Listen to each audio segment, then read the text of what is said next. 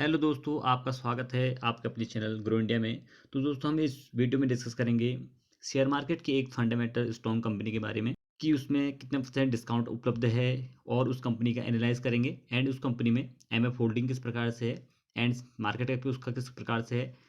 ये सारी चीज़ें हम इस वीडियो में डिस्कस करने वाले हैं। तो वीडियो को स्टार्ट करते हैं। तो दोस्तों, हम उस शेयर के बारे में जान लेते हैं जिसका नाम है आवाज़ फाइनेंस लिमिटेड। अगर हम इस कंपनी के बारे में जान लेते हैं तो ये कंपनी फॉर्मली इसका जो पहला नाम था वो था housing finance company limited, but अब इसका नाम हो गया है आवाज़ फाइनेंस लिमिटेड। अगर हम इस कंपनी की बात करें तो ये कंपनी प्राइमरी क्या करती है, हाउसिंग लोन प्रोवाइड कराती है ग्रामीण एंड शहरी दोनों एरिया में, जो कि लो मिडिल क्लास इनकम वाले जो फैमिली होते हैं उनको प्रोवाइड कराती है। अगर हम इस कंपनी के मार्केट कैप को देखने जाएँ तो इस कंपनी का मार्केट कैप 12,000 करोड़ के आसपास है। अगर हम इस कंपनी की करंट प्राइस की बात करें तो इस कंपनी की जो करंट प्राइस वो है समथिंग 1600 रुपया। अगर हम बात करें इस कंपनी की 1 ईयर हाई और 1 ईयर लो की बात करें तो 1 ईयर हाई में जो इसके शेयर ने जो प्राइस छुआ है वो 2635 और जो लो छुआ है वो है 1590। अगर हम बात करें इस कंपनी की पी रेशियो की तो वो है 30.3। उसके बाद डिस्कस कर लेते हैं इस कंपनी के पॉजिटिव पॉइंटों के बारे में। अगर हम इस कंपनी के पॉजिटिव पॉइंट देखने जाए तो इस कंपनी ने जो लास्ट के 5 ईयर हैं उसमें 44% सीजीआर रिटर्न के साथ ग्रोथ दिलाई है। एंड अगर हम बात करें इस कंपनी ने सेकेंड पॉइंट के साथ, तो इस कंपनी की जो ग्रोथ थी वो 10 ईयर में, लास्ट के 10 ईयर में मिडन सेल्स के 59.8% के साथ हमें प्रोवाइड कराई है। एंड उसके बाद देख लेते हैं हम इस कंपनी के कंपाउंडिंग सेल्स की ग्रोथ किस प्रकार से। अगर हम इस कंपनी की कंपाउंडिंग सेल्स की ग्रोथ को देखने जाएं तो वो कवरेज डबल डिजिट और ट्रिपल डिजिट के साथ कवरेज ग्रोथ हो रही है, जो कि एक अच्छी बात है किसी भी कंपनी के शेयर के लिए।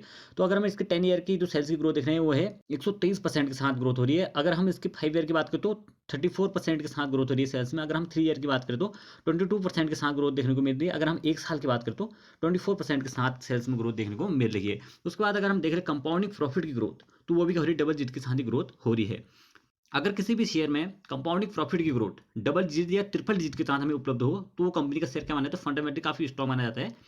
हम ये उम्मीद करते हैं कि अगर उसके पास्ट के ईयर में अगर वो डबल या ट्रिपल डिजिट के साथ हमें प्रॉफिट में ग्रोथ प्रोवाइड कर रही है तो वो कंपनी आगे भी इसी प्रकार से हमें प्रॉफिट में ग्रोथ दिला सकती है।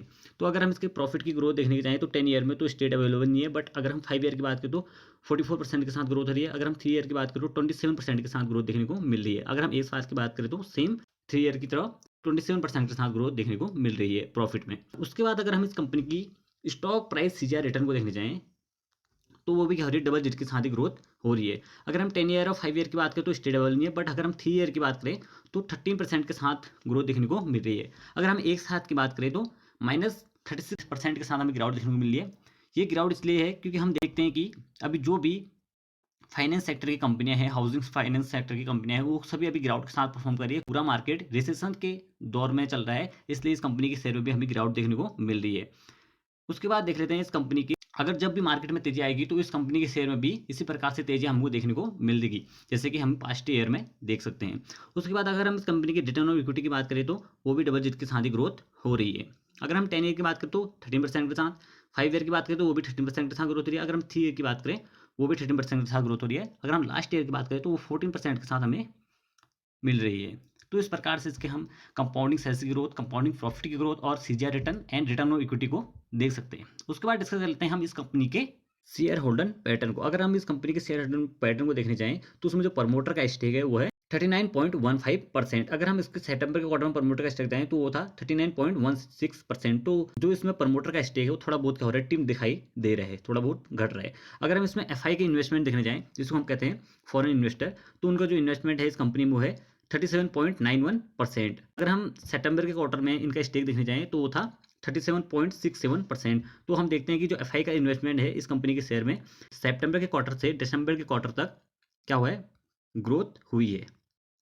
उसके बाद अगर हम इस कंपनी में डीआई का इन्वेस्टमेंट देखने जाएं तो है 10.91%।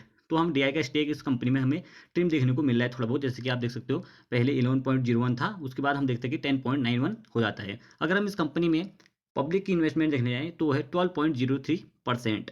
इस प्रकार से भी हम इस कंपनी में शेयर होल्डर पैटर्न को देख सकते हैं। उसके बाद डिस्कस कर लेते हैं इस कंपनी के सेक्टर को अगर हम इस कंपनी के सेक्टर की बात करें तो ये कंपनी फाइनेंस सेक्टर से बिलोंग करती है। और अगर हम इस कंपनी की इंडस्ट्री की बात करें तो इस कंपनी की जो इंडस्ट्री है फाइनेंस हाउसिंग है। उसके बाद हम देख लेते हैं इस कंपनी के नेट सेल्स को। अगर हम इस कंपनी के नेट सेल्स को देखने जाएं तो हम देखते हैं कि 2018 में इस कंपनी का जो नेट सेल्स थी वो था 494 करोड़ की। उसके बाद हम देखते हैं कि उसमें ग्रोथ होकर वो हो जाती है 2019 में 710 करोड़ की। उसके बाद देखते हैं कि सीधे 900 करोड़ की हो जाती है। उसके बाद देखते हैं 1100 करोड़ की। एंड उसके बाद फिर से ग्रोथ देखने को मिलती है। एंड उसके बाद हमें सीधे देखने को मिलती है 2022 में 1524 करोड़ की। तो हम देखते हैं कि इसमें जो सेल्स की ग्रोथ है वो कंटिन्यूसली कंसिस्टेंसी के साथ ग्रोथ हो रही है। तो ये कंपनी का शेयर हम देखते हैं कि फंडामेंटली काफी स्ट्रॉन्ग कंपनी का शेयर है। हम देखते हैं कि इस कंपनी के शेयर में जो सेल्स की ग्रोथ है वो कंटिन्यूसली ही क्या हो रही है, बढ़ रही है। उसके बाद डिस्कस करते हैं हम इस कंपनी के प्रॉफिट आफ्टर टैक्स को। तो हम देखते हैं कि इस कंपनी में जो प्रॉफिट की ग्रोथ है वो भी कंटिन्यूसली कंसिस्टेंसी के साथ ग्रोथ हो रही है। तो हम देखते हैं कि इस कंपनी में भी प्रॉफिट की ग्रोथ काफ़ी अच्छी है। तो दोस्तों हम उसके बाद देख लेते हैं इस कंपनी में फरवरी के महीने में एमएफ होल्डिंग किस प्रकार से है, म्यूचुअल फंड होल्डिंग किस प्रकार से है। तो हम देखते हैं कि सबसे पहले जो म्यूचुअल फंड है वो है यूटीआई फ्लेक्सी कैप फंड। अगर हम इस फंड की बात करें तो इस फंड ने इसमें इस कंपनी के शेयर में 1.46% क्या किया है, बाइंग की है। तो उसके बाद हम दूसरे फंड को देखें तो वो है कोटक स्मॉल कैप फंड। तो इस कंपनी के फंड ने भी इस कंपनी में भारी बाइंग की है। अगर हम बात कर लें तो वो है 6.36% की।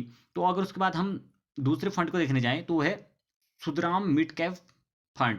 तो इस कंपनी में इस फंड ने फरवरी के महीने में कुछ भी बाइंग या कुछ भी सेलिंग नहीं किए। तो हम देखते हैं कि स्टेबल है। उसके बाद हम चौथे अगर फंड की बात करें तो हम देख लेते हैं IIFL फोकसेड इक्विटी फंड। तो इस फंड की बात करें तो इस कंपनी के शेयर में इसने भी बाइंग की है। अगर हम देखने जाएं जो फरवरी के महीने में इस फंड ने इस कंपनी में जो बाइंग की है वो है 4.04%। तो हम देखते हैं कि कई ज़्यादा फंड इस कंपनी में बाइंग ही कर रहे हैं कंटिन्यूसली फरवरी के महीने में। तो इस प्रकार से भी हम इस कंपनी में म्यूचुअल फंड की होल्डिंग दे सकते हैं।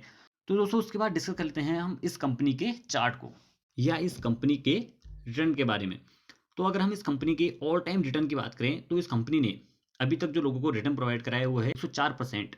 अगर हम इस कंपनी की एक शेयर की प्राइस की बात करें तो वो है 1598। अगर हम इस कंपनी की अगर हम 5 ईयर के रिटर्न को देखने जाएं तो वो है 104%। अगर हम इस कंपनी के 1 ईयर को रिटर्न को देखने जाएं तो इस कंपनी के शेयर ने -11.62% डाउन परफॉर्म किया है। अगर हम 6 महीने के रिटर्न को देखने जाएं तो इस कंपनी के शेयर ने -28.35% डाउन परफॉर्म किया है। तो कुछ इस प्रकार से इस कंपनी के रिटर्न हम देख सकते हैं। दोस्तों अगर हम बात करें तो इस कंपनी के शेयर में हमें अभी कितना परसेंट डिस्काउंट अवेलेबल है उसकी बात करें तो इस कंपनी ने जो अभी तक ऑल टाइम हाई जो छुआ था वो था 3340। अगर हम बात करें ऑल टाइम हाई से जो ये शेयर अभी तक जो गिरा है वो अभी आया है 1598 में। तो अगर हम इसके डिस्काउंट को कैलकुलेट करें तो अभी इस कंपनी में हमें 51% का डिस्काउंट अवेलेबल है। तो दोस्तों ये कंपनी फंडामेंटली तो स्ट्रॉन्ग है ही है, उसके साथ अभी इसमें अच्छी खासी गिरावट भी है।